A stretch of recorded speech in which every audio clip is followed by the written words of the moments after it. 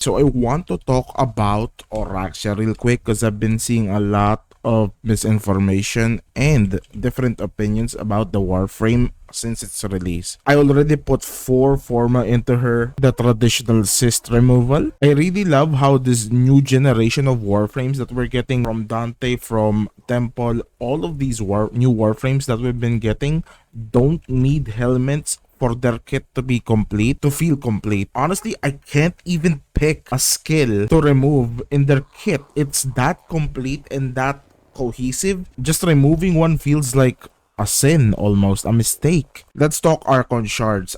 This is mostly preference, right? Because you could build however you want your ORAXIA. In my case, I put 2 corrosive status max shards. That's not Tau shards, by the way, just the normal ones, so that we could get max corrosive stacks available. I also got 2 extra ability damage on enemies affected by corrosive, and of course a parkour velocity shard. You can't really not get this if you're watching a Sidrouf video. It's always at least 1. I have 3 builds for you guys here. First is of course our base kit build, no helmet whatsoever. Equilibrium fits very well on her abilities. I'm gonna explain the abilities one by one later. For Arcane Bellicose, you could change it to something else because we cannot hit 3000 HP in this first build. So this is more of a flex arcane more than anything else. But I really like the extra strength. Okay, let's go through her abilities one by one. Let me remove the pet. The pet's too strong, man. Her passive is very easy to understand. It's just that every time you wall latch, you become invisible. That's it. Yeah, it's 8 seconds. 8 seconds of invisibility. And you could repeat that over and over again. There's no cooldown or nothing. Infinite invisibility. Easy to understand. No nonsense whatsoever. Her 1, you leap into the air.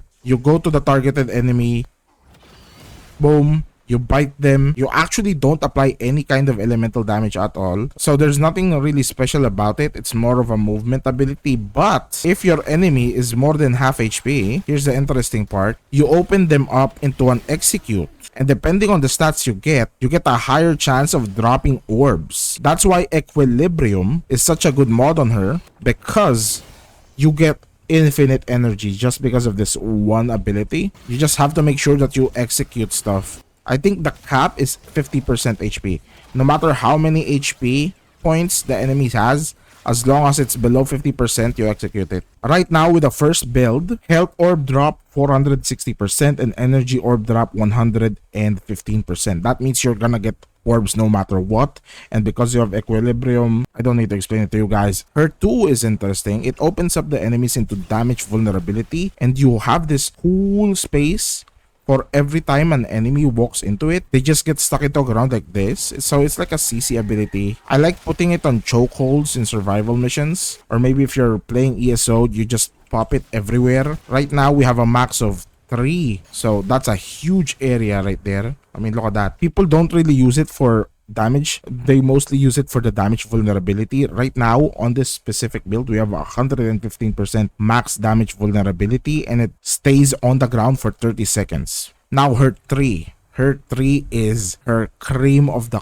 crop. This is what makes ORAXIA. You spit out, like, I don't know how to explain it. You spit out eggs, is what I'm gonna say, yeah? And it deals toxin damage. Now, look at this. That's a lot of toxin damage, right?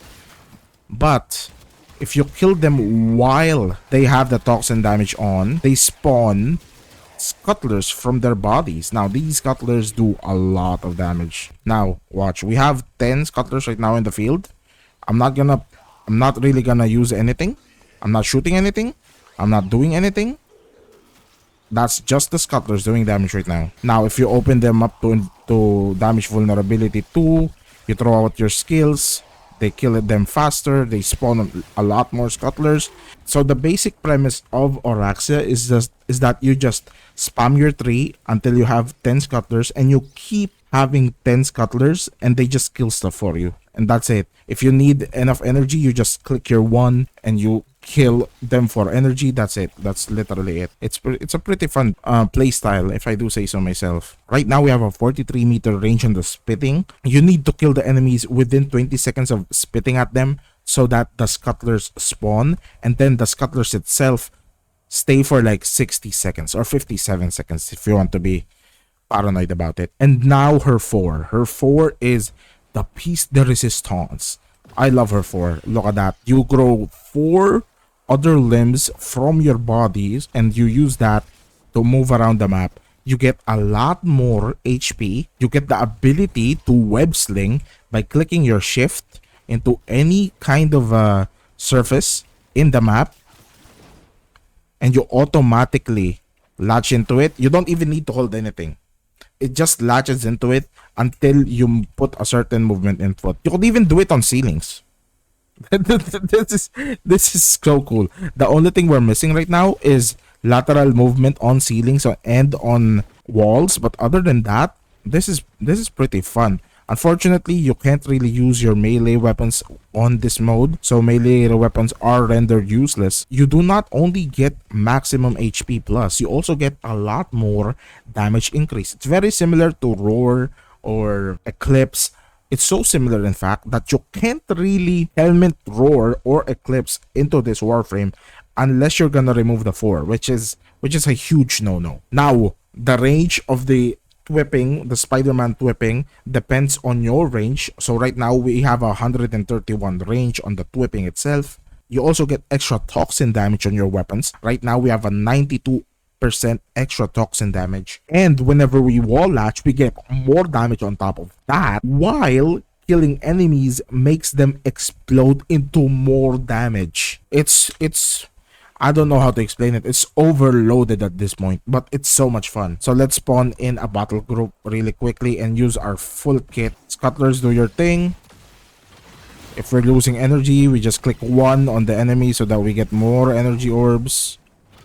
Yeah, and that's it. That's the gameplay loop of ORAXIA. This is without helmet, no nothing. It's very, very fun. And because you have infinite invisibility, dying is almost impossible unless you're like stupid and forget to refresh your invisibility. Don't forget, you also get a lot more damage if you wall latch when you're on your 4, on your guns and stuff. Let me show you the other builds then, because this one is your standard summoner build for your scuttlers. I have another one. I really don't like putting a helmet on ORAXIA, but if I really need to, then I'm just gonna put Nourish. Nourish is that good. And here's another fun fact. Nourish also affects your scuttlers. So whenever you get attacked, they suffer the viral damage explosion as well. So how many scuttlers is that? That's 10 scuttlers. Every time a scuttler gets attacked, that's a viral damage pop. It's fun. It's very, very fun. There is a few changes in the build though. First off, we're not using rolling guard anymore. Oh, I forgot to say, on the normal build, on the very first build, rolling guard procs on your whipping. Look at this.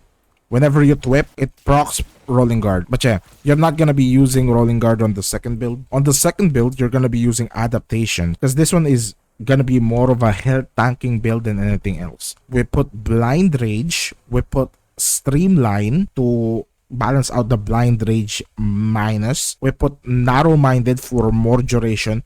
We're gonna take a hit on the range and efficiency on this build, but the good thing about this build is that because you have Nourish, you don't really need to worry about efficiency. Energy multiplier is so high because you have so much strength that it doesn't really matter. Your arcanes stay the same. Almost everything here stays the same. Even the playstyle stays the same here. The only difference is now that you have Nourish, you have even less of a problem in terms of energy.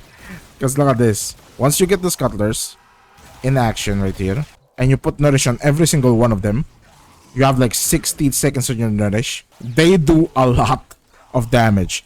Imagine if these enemies weren't paused and they have the ability to attack the scuttlers. Then we're gonna get viral procs every few seconds. Put Nourish on your scuttlers. They're gonna attack. You get viral procs almost everywhere.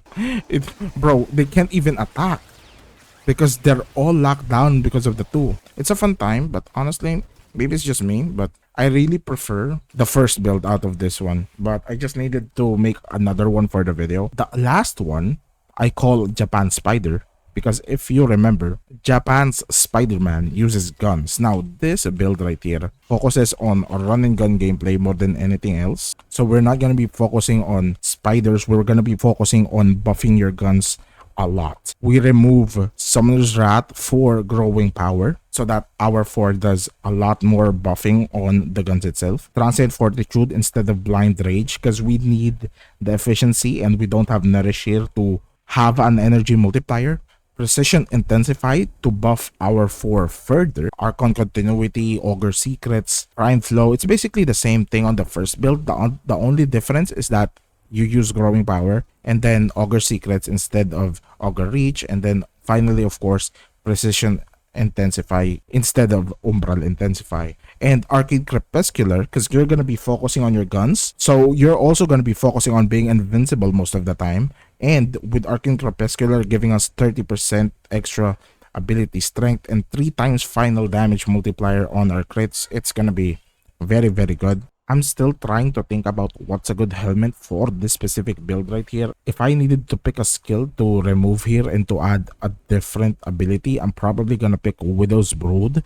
But also at the same time, these is still gonna be useful, right? Even without the Summoner's Rasting, they're still gonna be doing a lot more damage than you think. So I don't know. Her kit is just too good and too compact that removing one ability really feels like a mistake. Honestly, why don't we do this? If we do this, we have negative in efficiency. We get 2,998. Wow. That might be worth it because we have 1. So we don't really need to worry about HP problems. And because you get 2,998 HP with adaptation, anything below level 500 is a cakewalk. And you know, in the Scuttlers, even without the extra damage from the summoners and stuff, the summoner mods, they still do a lot of damage and apply a lot of toxin damage. And because we have all of the corrosive shards and stuff, they're still stripping armor. So I don't know what ability to remove there.